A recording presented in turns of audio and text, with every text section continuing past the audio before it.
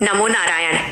भक्तों, क्या आप कल्पना कर सकते हैं कि एक छोटे से बर्तन में पूरे ब्रह्मांड को तृप्त करने की शक्ति छिपी हो सकती है। एक ऐसा दिव्य पात्र जिसमें भोजन कभी समाप्त ही नहीं होता था। लेकिन क्या आप जानते हैं कि इसी वरदान के कारण एक बार पांडवों पर विनाश का संकट मंडराने लगा था? और कैसे? भगवान कृष्ण के केवल एक दाना खाने से पूरी सृष्टि का पेट भर गया। आज रघुवंशी वाणी में हम खोलेंगे अक्षय पात्र का वो अनसुना रहस्य जो शायद ही किसी ने आपको बताया हो। इस दिव्य पात्र की शक्ति को समझने के लिए हमें उस समय में जाना होगा जब पांडव वनवास में दर दर भटक रहे थे। ज्येष्ठ भ्राता युधिष्ठिर की तपस्या से प्रसन्न होकर साक्षात सूर्य देव ने उन्हें एक तांबे का पात्र भेंट किया। सूर्य देव ने कहा था, हे युधिष्ठिर, जब तक द्रौपदी भोजन नहीं कर लेंगी तब तक ये पात्र कभी खाली नहीं होगा। इसी आशीर्वाद से पांडव हजारों ऋषियों की सेवा कर रहे थे। लेकिन असली परीक्षा तब हुई जब एक दिन परम क्रोधी ऋषि दुर्वासा अपने हजारों शिष्यों के साथ पांडवों की कुटिया पर पधारे।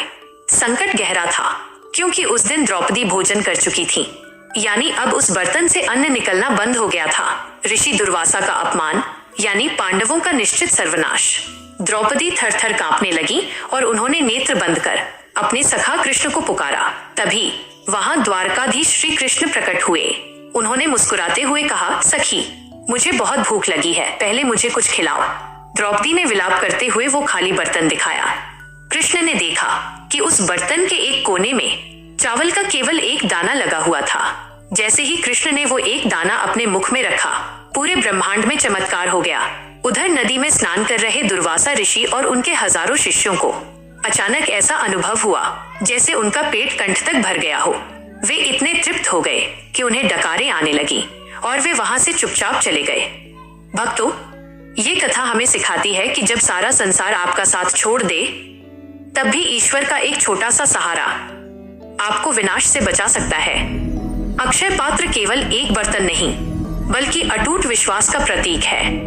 अगर आपको यह कथा हृदय को छू गई हो तो कमेंट में जय श्री कृष्णा जरूर लिखें और धर्म की इस यात्रा में हमारे साथ जुड़ें।